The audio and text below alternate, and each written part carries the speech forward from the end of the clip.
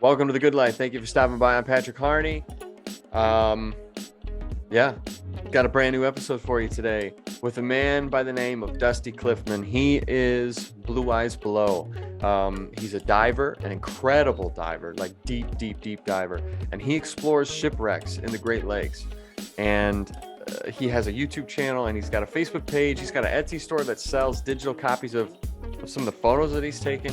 I mean, this guy has found some amazing things, and just his story and the conversation is so cool, and it's fascinating, and I cannot wait to share it with you all. So I'm just gonna shut up and let's get into it.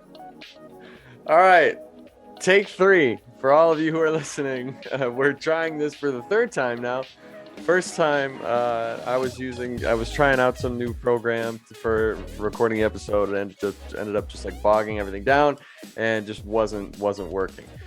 Second time around, the feed dropped out and some technical difficulties occurred, and so now we're here. We should be good. 3rd time's a charm.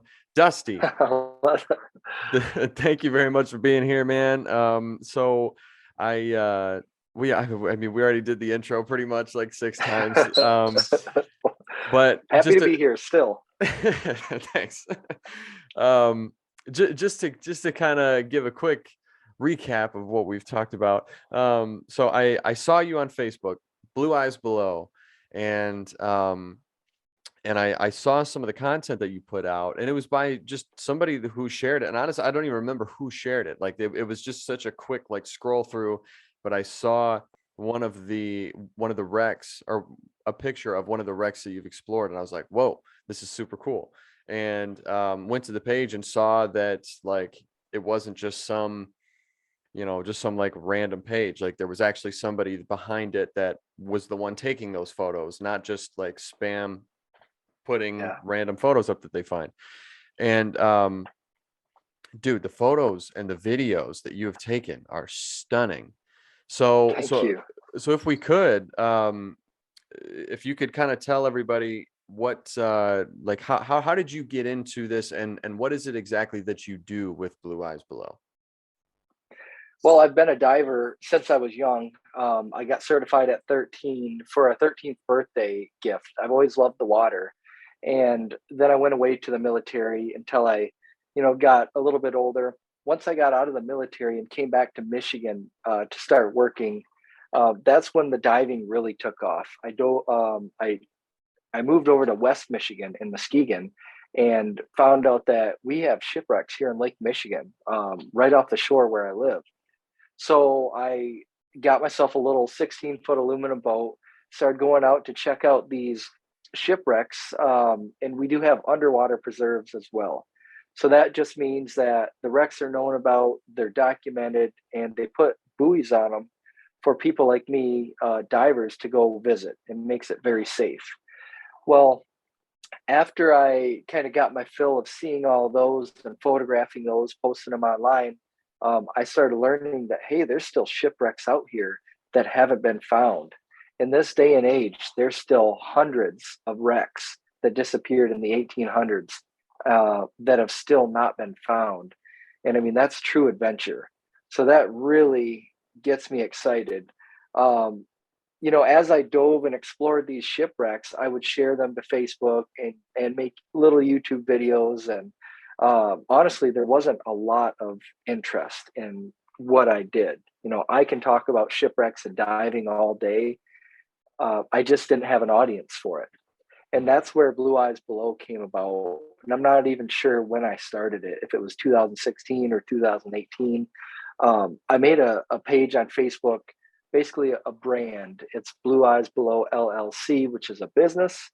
But I made a brand of basically what I do. It's my diving, my exploration. And I bring that to people that aren't divers themselves. Maybe they're older, they're ex-divers, maybe they just never got into it. If they have medical issues and can't physically dive, I'm like their tour guide. I'm the virtual tour guide here in the Great Lakes. So now that I have better equipment, better boats, sonar, an ROV, which is a remote operated vehicle that I can pilot from the boat, I can go out and see these shipwrecks, these historical wrecks that no one can really get to because of the depth and the challenge that it takes to go see them. So traditionally, it's a pretty big deal to go film a wreck in 300, 400, 500 feet of water. I can knock it out in an hour or two. It's not a big deal with the equipment I have, the system I've developed. And I really do like the challenge of filming deep shipwrecks and bringing back the best views that exist of them. You know, now we have such good gear with 4K cameras, and we can really get a good look at what's down there.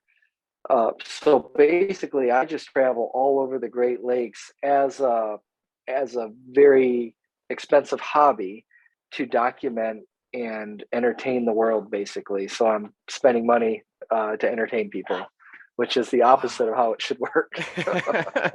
So, well, and there's still become time, my right? identity. Yeah, Yeah.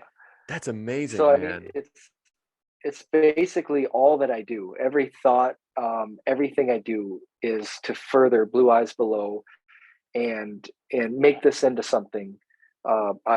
Eventually it'd be great if I could have my own TV show like Mike Rowe, Dirty Jobs, you know. If I could do that with shipwrecks and taking people on the adventures, I would love it. So that's kind of what Blueyes Below is in a nutshell. Dude, It's a lot. well, that's a huge undertaking, and that's a huge thing to work toward. But I think like with the content that you've started to put out already and the pictures that you've taken, like you can like I think that you can 100% do it. And I think that I think it'd be awesome if you had a show. Sure. Now you started to touch on it a little bit the last time we tried to record, but you got approached by National Geographic, correct? That's correct. To film with Gordon Ramsay. Yeah, which at first it sounds kind of weird. Like, what does that have to do with anything that I do? Yeah.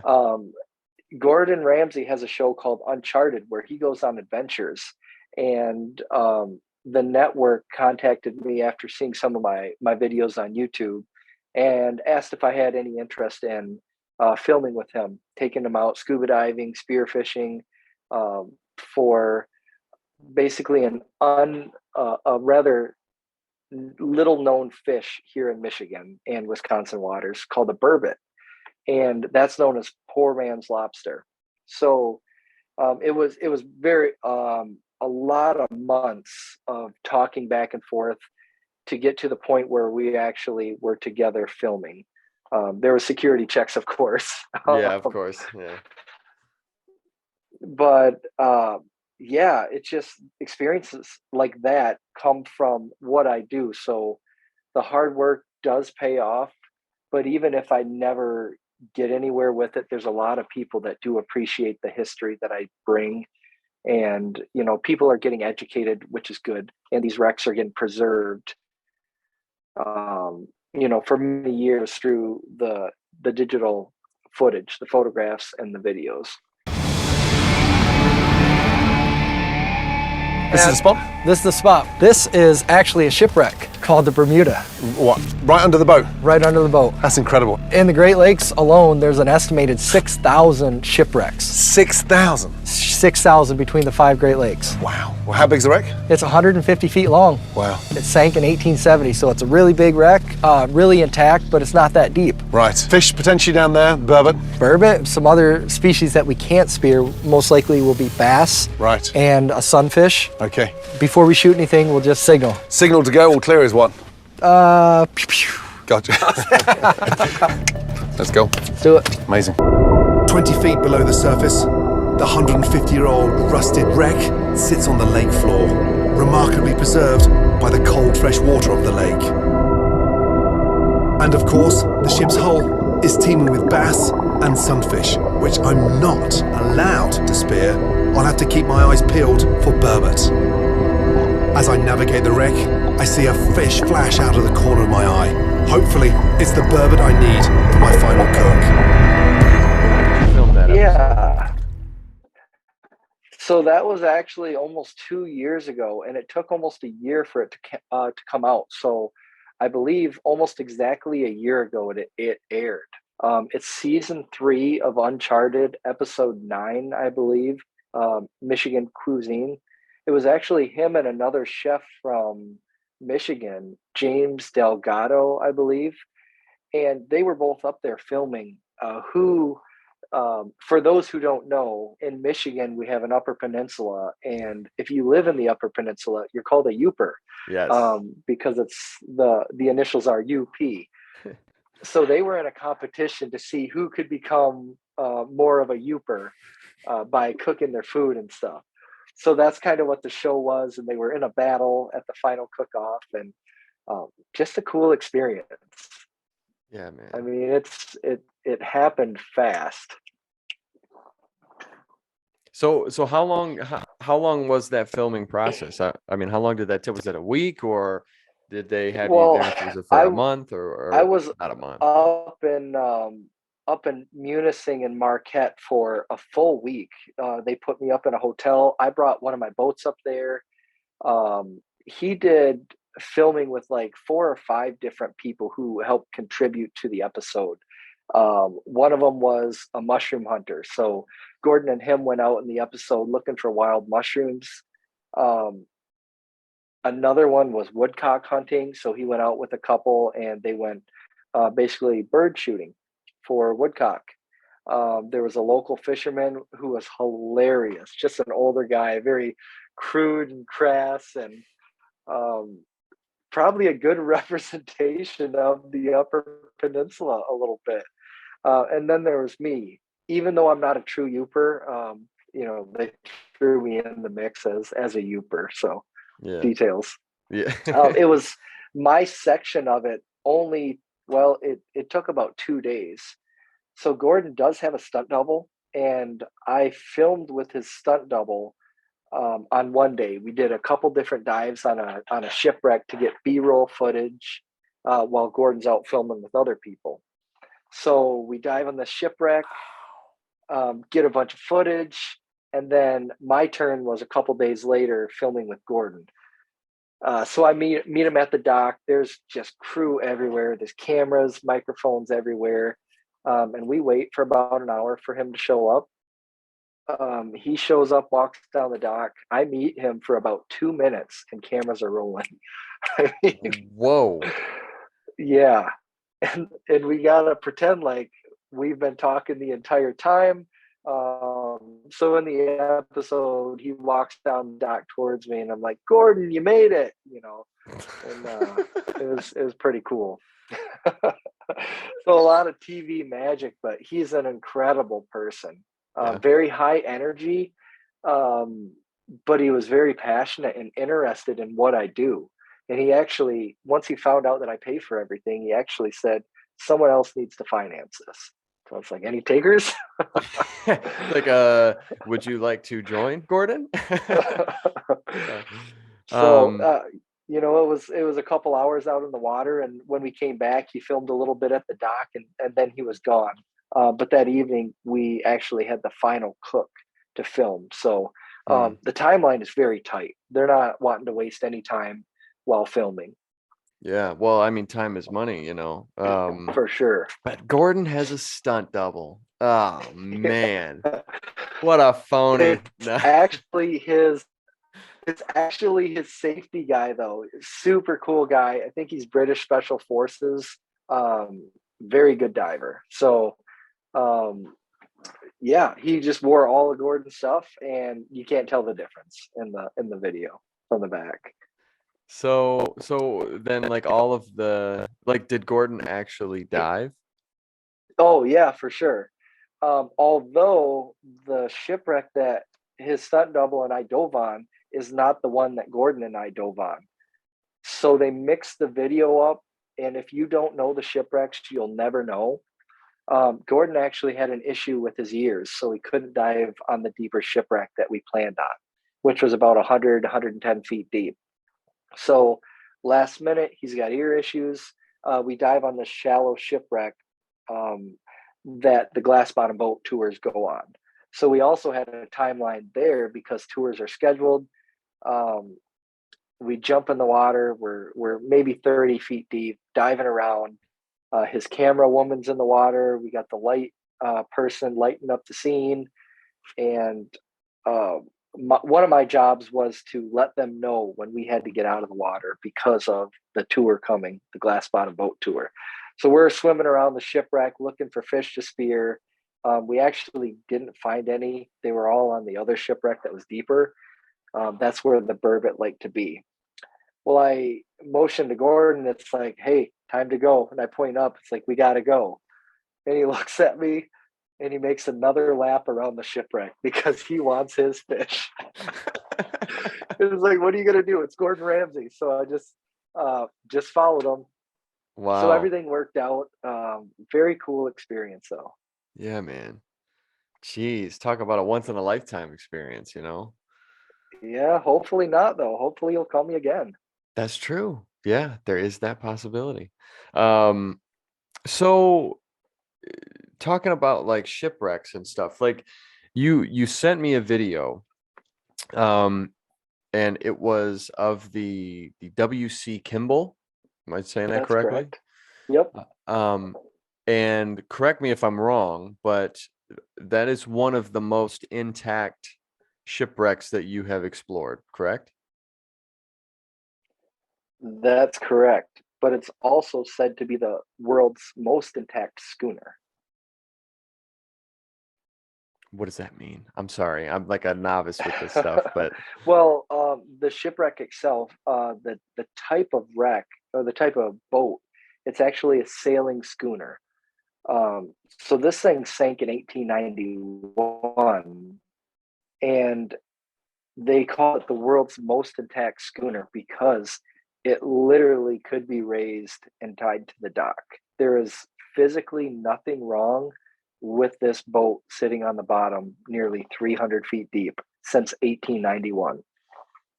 The masts are standing, the wheel is there, the cabin is there, all the hatch covers are there.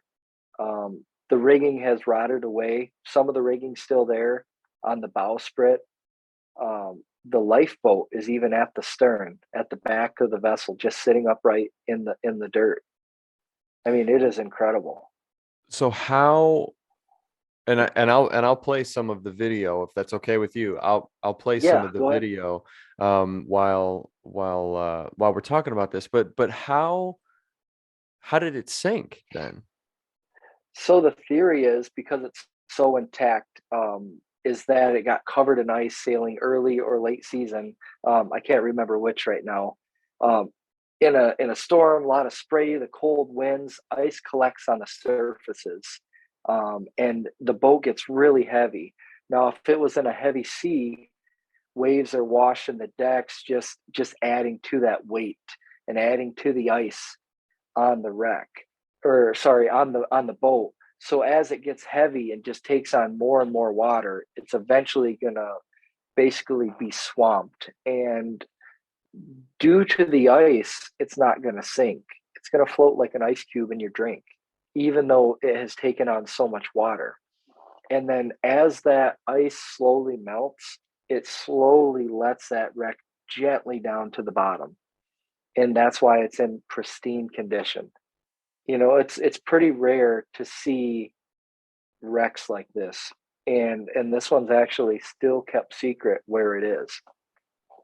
That's Whoa, another story. dude. I am the second, and my dive partner the third person ever on the shipwreck since it sank in 1891. Whoa, dude.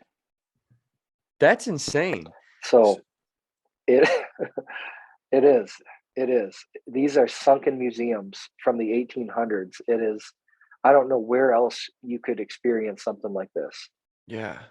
Now like the crew, what happened to the crew? Do they No know? idea. Nobody knows. No idea. The lifeboat was probably covered in ice, and they may have not been able to get to it, or they may have been all washed overboard. You know. Man. So So, in go any ahead. of the um I mean, how many times have you gone down to that ship? Have you only gone down there once, or have you gone back multiple times? Only once in person, but as I said, it's kept secret. So originally, I had to go out and find it too.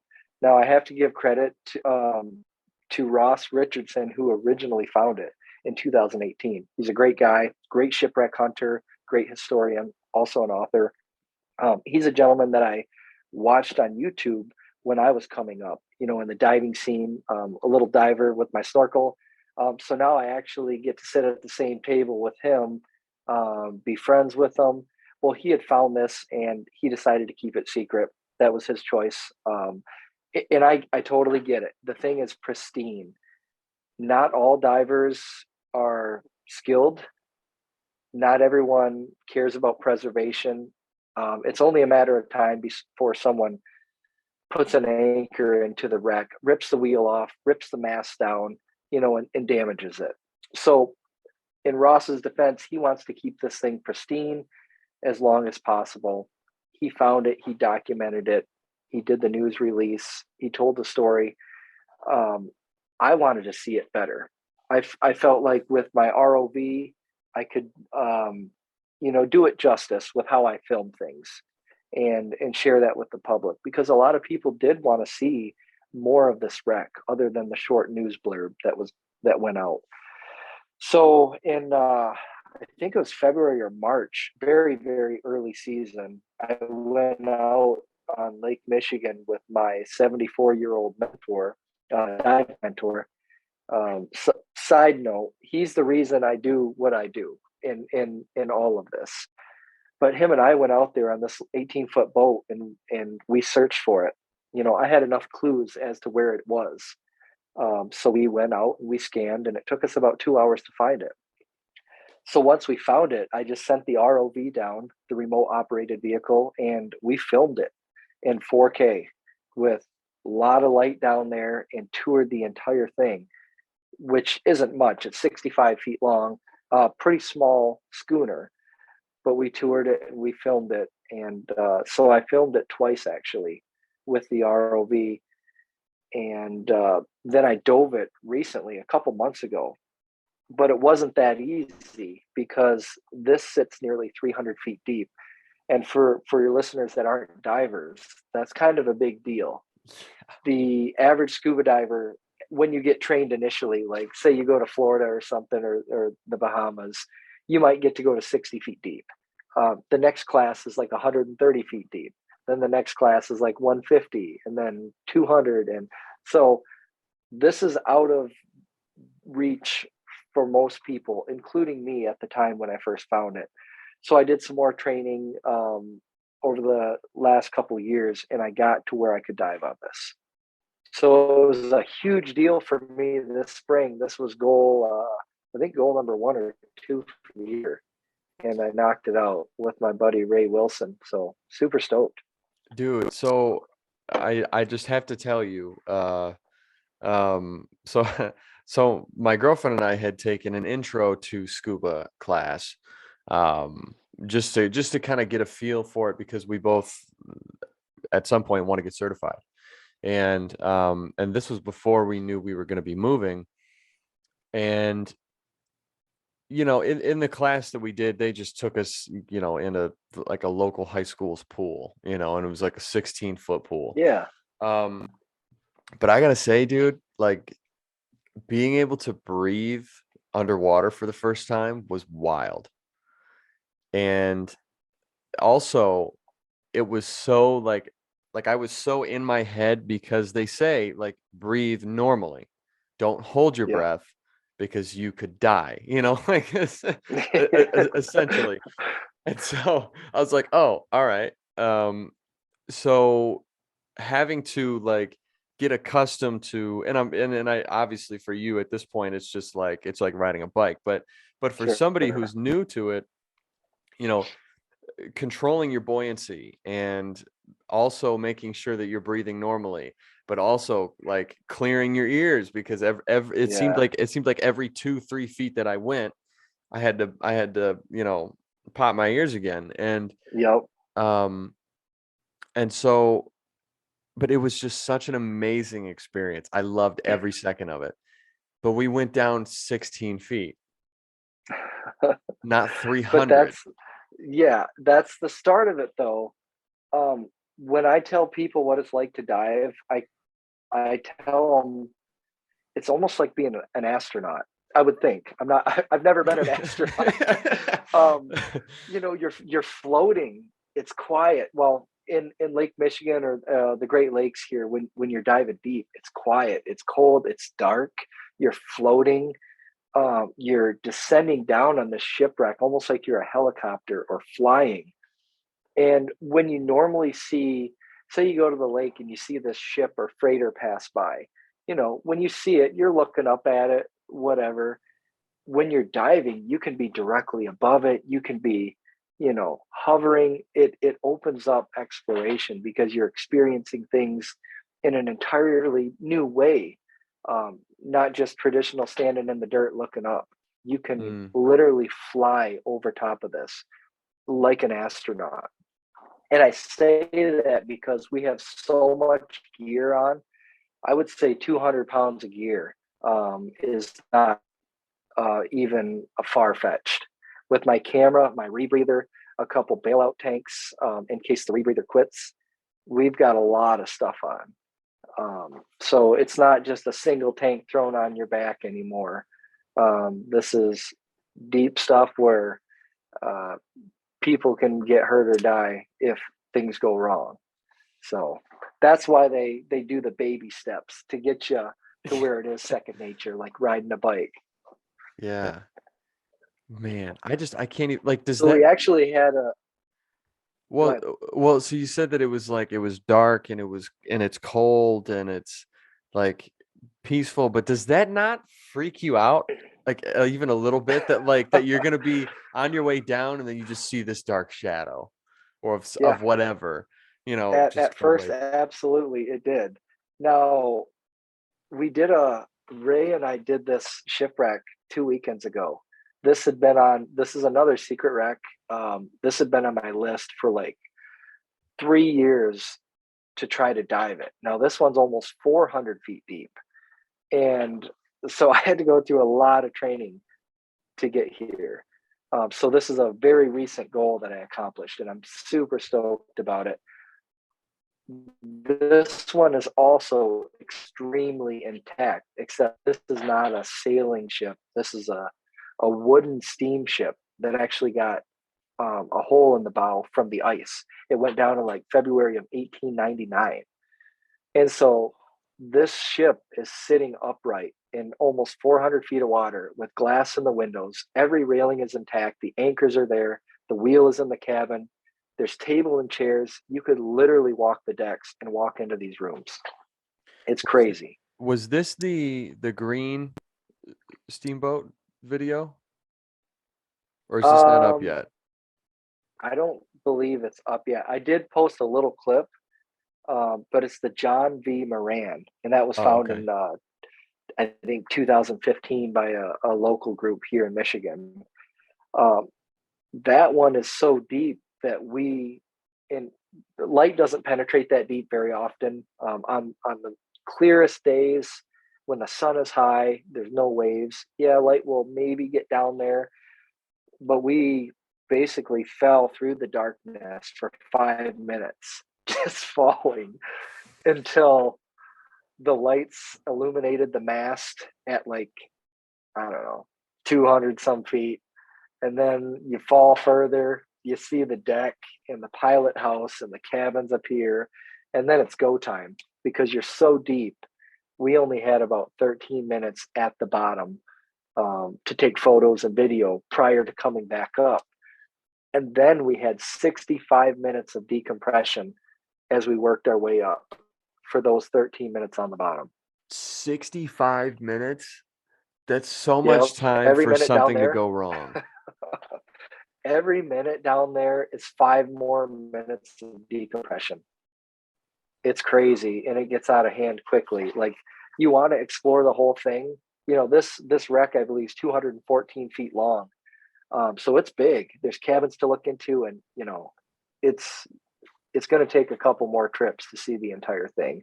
So what we focused on, I think I sent you a couple of the photos. We focused on getting the photo of the table and chairs in the dining area, the bow, the pilot house, the double wheel, and a couple more shots, and that's pretty much our time. So we got to go back. But that one, only a handful of people have ever been on it too. I think we're probably 5 or 6, number 5 or 6 maybe. What does it feel like being down that deep?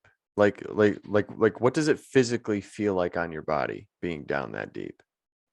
You don't notice it. There's really no feeling other than as you're descending down, the water pressure is increasing. We're wearing dry suits, by the way, because it's 39 degrees at the bottom. Very cold. So we've got dry suits, we've got dry gloves with liners, all these undergarments, like very thick stuff. And then I got a heated vest. So as I'm descending down, that suit is just squeezing. It'll squeeze the life out of you as you keep falling. So being a dry suit means it's sealed. It's sealed at my neck. So everything, it's sealed at my wrists. I have dry gloves on. I have to put air in the suit as I'm falling to keep it from being compressed, because it will physically hurt. So you equalize the suit. You're equalizing your ears on the way down because your eustachian tubes are actually being crushed by the water pressure. So in the pool, you experienced it. You pinch your nose and you blow gently. That puts air pressure into your eustachian tubes to equalize to the outside pressure. So basically, I'm doing that all the way down. I'm adding gas, basically air, to my dry suit. I'm trying to keep my breathing stuff situated because it's a rebreather. We're breathing actually mostly helium, which is crazy. I'm breathing like 70% helium. Why is that? Nitrogen, like in the air we breathe, we got 21% oxygen, like 79% nitrogen. Nitrogen actually becomes narcotic as you go deeper. And traditionally, people get on a different blend rather than straight air. Once they get about 150 feet deep, it'll actually make you like you're drunk. You're not clear-headed. It affects everyone different. Some people get overconfident. Some people just have no idea where they're at. Some people hyper focus on their air gauge, or it just makes you not clear. So once you remove that nitrogen by breathing trimix, which is an oxygen, helium, and a little bit of nitrogen mix, it clears up. It takes out that narcotic effect, so you can make good decisions down deep. If it wasn't for that, I don't think anyone could dive these wrecks. It's just so deep. I wonder who the poor bastard was that found that out the hard way. Seriously. So they used to call it voodoo gas, nitrox actually. So on higher oxygen blend, they didn't like it back in the day. You take some of the nitrogen out, add a little bit more oxygen. They didn't like it. It was change, voodoo gas. But now it's the norm, and we're adding helium in there. Like it's come a long ways. So as I touched on, my mentor, he's 74. He's back in the day where you would dive 300, 350 feet on air, on an air tank. I mean, jeez, dude. They were different back then. but they didn't know any better either. It was all, they were pioneers. Yeah. They were building the equipment that we have now to just try to figure it out. It was true exploration. So now when you go down and you explore these wrecks, and especially when they're down deep like that, or if they're wrecks that haven't been really discovered yet, or haven't, like, not too many people have gone down there. Um, and I don't I don't mean for this to sound crude if it does, but is there ever a part of you that worries that you're gonna like find like some skeletal remains or something in the ship? Like when you look into the ship? Not really. It's I'm so focused when I'm down there that I don't think it would bother me because, it's been so long. If you might find a bone or or a shoe or something like that. The wrecks that I've dove on, I've never seen anything. There is rumor that there's like a shin bone and a shoe on one of them that I dove on. There's so much silt and sediment that have collected on like the decks or in the cargo holds. I'm sure if there are people on there, I'm sure most of them are buried. However, in Lake Superior is really cold, dark, and deep. There is a body they call Whitey on one of the wrecks by IOL or IOL. I might be saying Mm, it wrong. yeah. Um, he's in the engine compartment, just floating there, like still has skin on and stuff. Whoa. Like I haven't been there. That's just absolutely crazy. So I probably would have a reaction to something like that Yeah. rather than a leg bone. Dang, dude. That would be an oh man, that would trip me out. That would freak me out. Um, So so there's what an upcoming dive that may have a body still on it.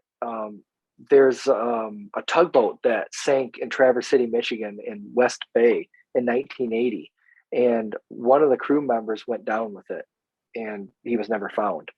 So this one sits 400 feet deep, and we may be doing that yet this year. The son of the guy who died said, he saw my video exploration with the ROV, and he just said, if my dad's down there and you find his big gold ring and the 1 carat diamond, he would like that back. So I don't know oh if that's a good way to get haunted, but I'm pretty sure it is. yeah. Yeah, dude, you're not kidding. And I think that was one of the videos that I saw Okay. was the ROV footage, because the tugboat Yeah. and because there was 4 crew members and only 3 made it out, Yeah. correct? Yeah. Yes. Okay. Yep. So that's the So Lauren Castle. yep. So But it's that was kind of cool that the family can watch this and see. yeah. It's sad, but it keeps the memory alive, I guess. Well, and when I'm sure too, it helps kind of give them some closure, maybe, you know. Sure. Um, not not And that kind not of, that they were wondering if he's down there, but just to know that he's at peace, if that makes sense. yeah, maybe so. And strangely enough, this ship was also kept secret for whatever reason. I had to go out and find it. So there seems to be a reoccurring theme here. I'm good Uh, at finding stuff, I guess. I guess so, dude. Again, which is exactly why you need a show. I'm telling you, man. So I'm gonna give a little spoiler here about what's probably coming. There's two things actually. One of them is my goal number 4 for the year, which is going to film the shipwreck 500 feet deep over off of Wisconsin. It's like 20 some miles offshore. It had been found already. The Pierre Marquette 18, found by Ken Merriman, Jerry Eliason. It's a car ferry, so like the railroad cars. It's a big ship basically. Well, that sank and it's sitting in 500 feet of water at a 30-degree angle. So the bow is actually just sticking up. I think it comes up to 400 some feet. I tried to film that last year. It didn't work out because it's so deep. My ROV drifted on the way down. I never saw it. So I have a new plan and I will be successful on the next trip out. But that one, people want to see more of it. That was the biggest missing shipwreck on Lake Michigan. And so it's found, but it hasn't been filmed well. And I think I can do it justice. So the next one, which I don't want to give a lot of spoilers, but there's a World War I submarine in Lake Michigan. What? Crazy. So yeah, it's not there for spy reasons. It's there because after the war, that was built by Germany and it actually never got to be used. The war ended, we captured it, and we brought it back to the Great Lakes. You know, we started parading it around the Great Lakes as a way to raise money after the war efforts and kind of as a victory lap. You know, look what we got. Well, as interest kind of waned, they parked it in the Chicago River actually. And I don't know if it was the treaty or whatever, per the agreements of the war or whatever, we had to go sink it in deep water. So that was sank in deep water by another historic vessel. We may talk about that in a minute. So they fired upon it and sank it out deep. And I do know that it's in Illinois waters. I have a general idea of where it is. That was found in the 90s by a group of people that would locate airplanes, actually military airplanes, on the bottom of Lake Michigan. And then they recover for the government or museums. So they found this. A&T Recovery is the outfit that found the sub, and they haven't released anything. I think there's like 2 ROV photos of it. People want to see more. And, you know, I'm excited. I want to go find it and film it and maybe even dive on it. Seriously, dude. Oh my gosh. That's amazing. And well, and like, and So- that stuff is so intriguing to me because like I love and this is gonna sound super cheesy, but I don't even care. Like I love the like the all the treasure hunting docuseries and like all of the all the exploration type stuff, or going out to try to find things that haven't been seen by in hundreds of years or whatever. Like I love that kind of stuff. Yeah. So that's awesome that you're gonna go do that. That's freaking sweet. So hopefully yet this year. We'll see. I sold one of my boats. I still have another one that I dive from mostly, but it can be used. It's just a little janky. I found it actually in a farmer's field a year ago or something for $500. I offered the guy. So it's actually an old National Park Service boat from the Apostle Islands in Lake Superior. So, and it was just sitting on some farmland. Yeah. So my day job, I'm a lineman for a power company, and we actually had wires down. So I'm working out in the country. I go up to this guy's house to make sure his wires are all good before we energize the line again. And I roll up, he comes out, and I point at the boat and I said, "What's that?" He said, "You want to buy it?" And I said, "Maybe." I think 2 days later, she's sitting in my driveway. But it was all abandoned. There was cats living in it. There's leaves, and it was nasty. But a power washer goes a long ways, and I got it fixed up to where it's a great dive boat, a great exploration boat. Oh, dude. Oh man, that's freaking awesome. So you also you have like an Etsy store to sell your photography as well, correct? I do, but the link must be broken because I don't sell anything. But it's I sell digital copies of the photos. It didn't make sense for me to print out a ton of photos, basically to just sit here, spend all that money, and then if no one buys them, I'm out, all that money. So yeah. And it's hard to figure out, like, if what person A wants, person B wants. Do they want a big photo? Do they want a small one? Do they want it on canvas, paper, wood? So that's why I just sell digital prints. It helps, it helps offset kind of what I do. Yeah.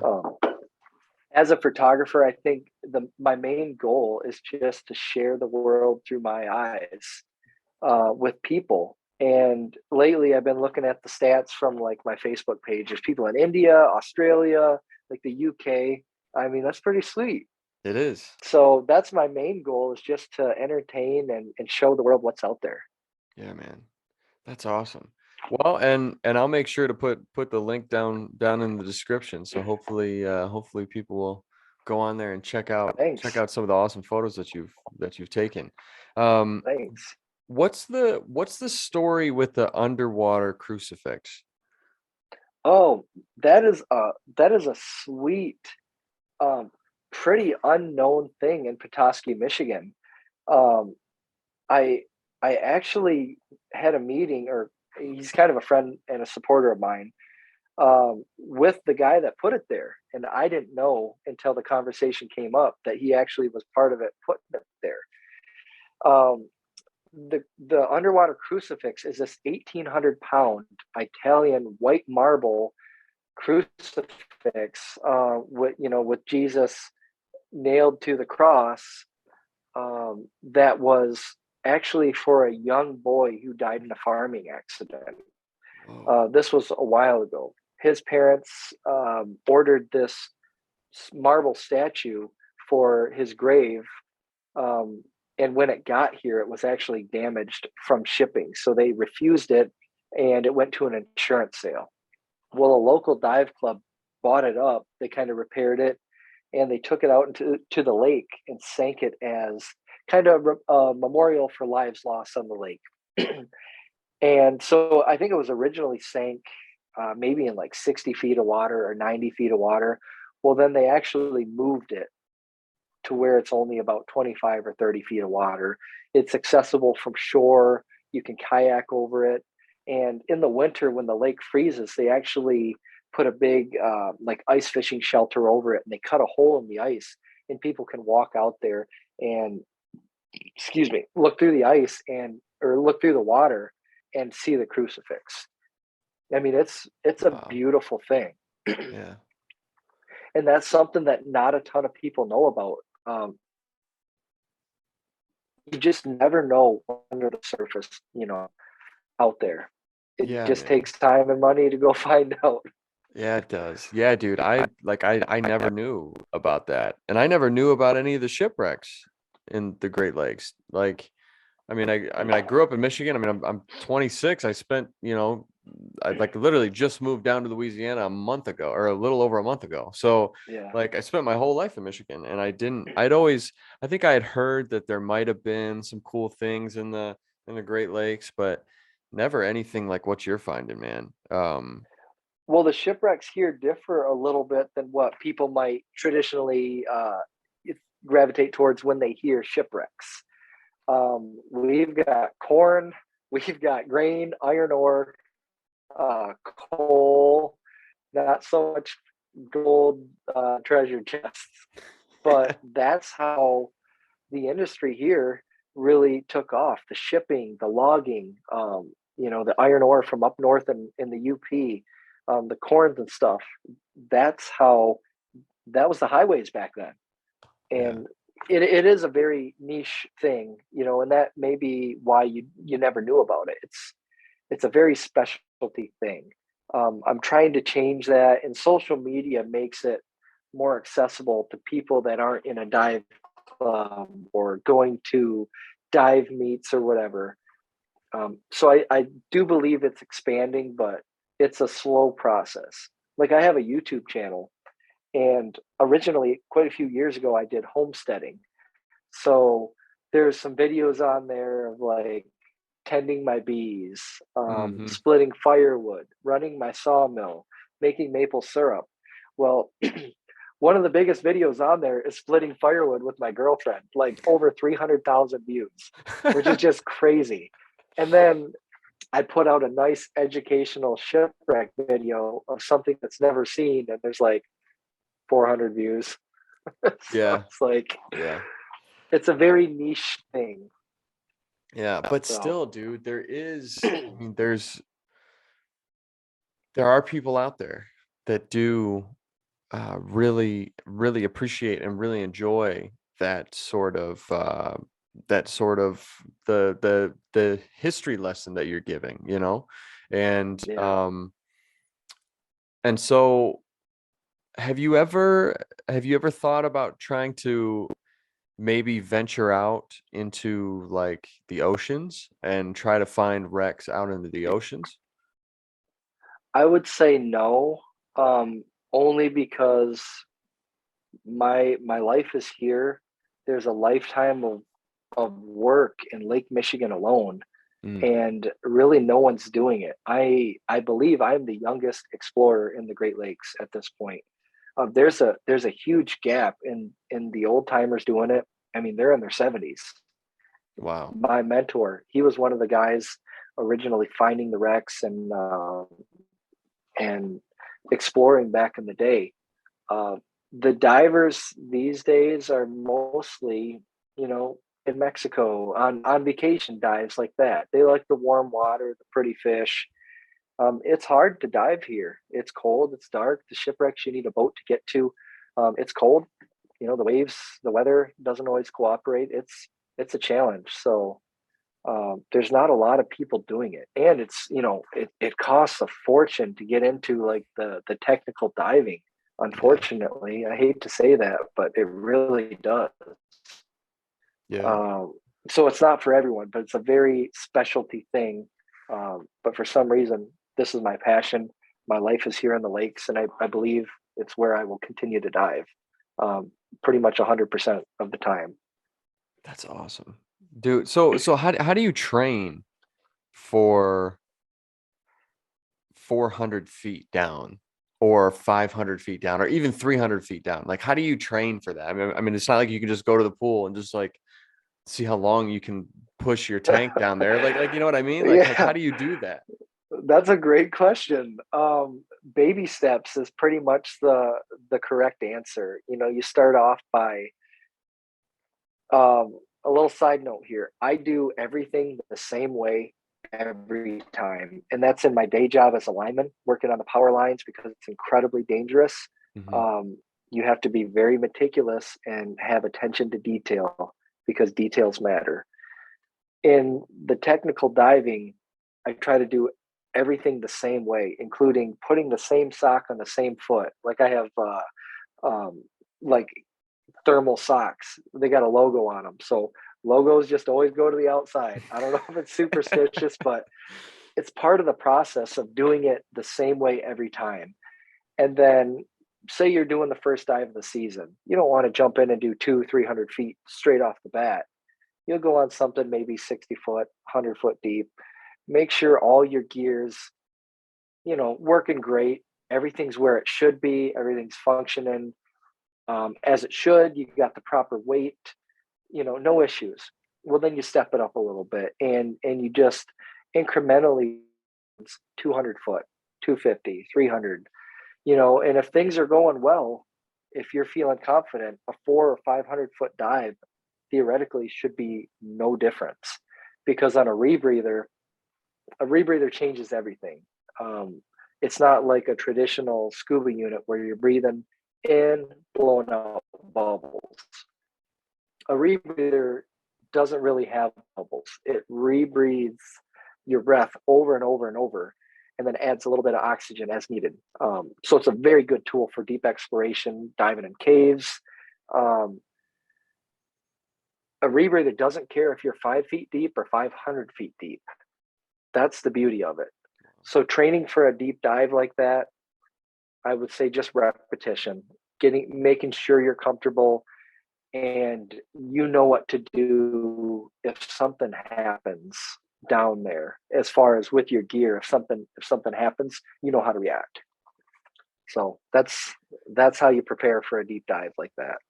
Have you ever been down there and some of your equipment starts to malfunction or whatever and you're down real deep? Um, Not really deep. One of my recent dives, at the very, very end of the dive, while we were on decompression, um, I was only about 17 feet deep at my last decompression stop. I did have a gear failure on one of the tanks that I bring. It has a high oxygen content, 70% oxygen. Um, there was actually a fire, an oxygen fire, which is crazy. A fire underwater on the valve that screws into the tank. So that can happen with high concentrations of O2 if you have like something carbon based. If you have dirt, grease, there's an ignition source. Why it happened when it did, I have no idea, because the tank had been turned on for an hour. And why, with 1 minute left to go, did it decide to blow out and do what it did? I don't know. But I think that's good, clean living that it happened at that point and not at the bottom. So what do you do at that point though? Like does when that blows out like that, does that mean that your air supply is now cut off? Is that what that means? No. So that is an external tank in the event that my rebreather fails, which is a very rare occurrence. So those tanks I'm not even using, but if I'm down deep and the rebreather fails and I have to switch over to, say, a traditional scuba gear, basically. So I would be breathing in, blowing out bubbles on those tanks. Basically, I mean, I wasn't using it, but it's not good when it happens. It's so violent when thousands of PSI of pressure are just trying to get out a little hole. It was bubbles and just, you can't make sense of what's happening, really. You just got to try to isolate the valve and shut it off. But it definitely adds some excitement to the dive.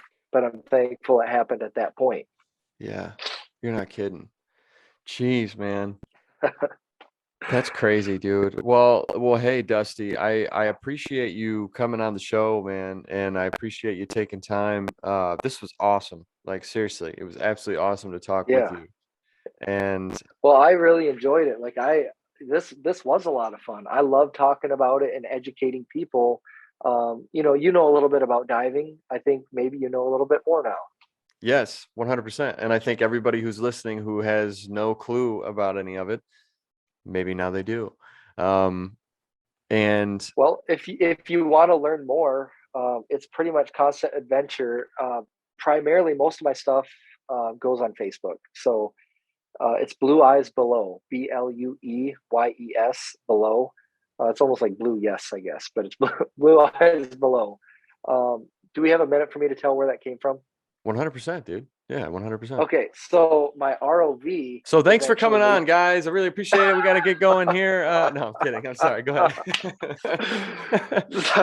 so that's awesome. My ROV is actually made in Norway by a company called Blueye Robotics. And that's where my name actually comes from, because the ROV allows me to explore these deep shipwrecks, and kind of is what spurred all of this. You know, it's a combination of things: meeting my mentor, getting the boats moving here. But Blueyes Below comes from me having blue eyes and the Blueye Robotics ROV. And so as a photographer, I just want to share the world through my eyes. So it's that's where Blueyes Below comes from. Oh, dude. That's freaking awesome, man. That's awesome. I just, dude, I hokey, but no, it's not, man. It's authentic, and that's what I like about it. It's authentic, and also like I can't tell you, and I mean you could ask my girlfriend. I've been so stoked to do this episode since you agreed to do it, because like this stuff fascinates me. I love history, and I love exploration. I love that stuff. And so to be able to talk with somebody who's like full out just doing it and getting to see some really, really cool stuff. I don't know. I was just super excited to well, good. I'm happy to hear that. So I thank you again, and everybody who's listening, make sure to go check out his YouTube channel to check out some of the videos that he's put up, and then make sure to go to the Facebook page and look at all of the amazing photos and videos and just the content that you have been able to create, and capture, I guess. It would be more accurate to say. Yeah, it'll blow your mind. And so, Dusty, thank you very much for being here, man. Thanks, man. I appreciate it. Have a good one. All right, that's all I got. Thank you, Dusty, for being here. Thank you to all of you who have been here and checked this out. do what you can, like, subscribe, comment, share, hit the notification button so you can be alerted when a new episode comes out. I feel like it's just like from a script at this point, but yeah, that's all we got, and I'll be coming back with a new episode next week. Thank you.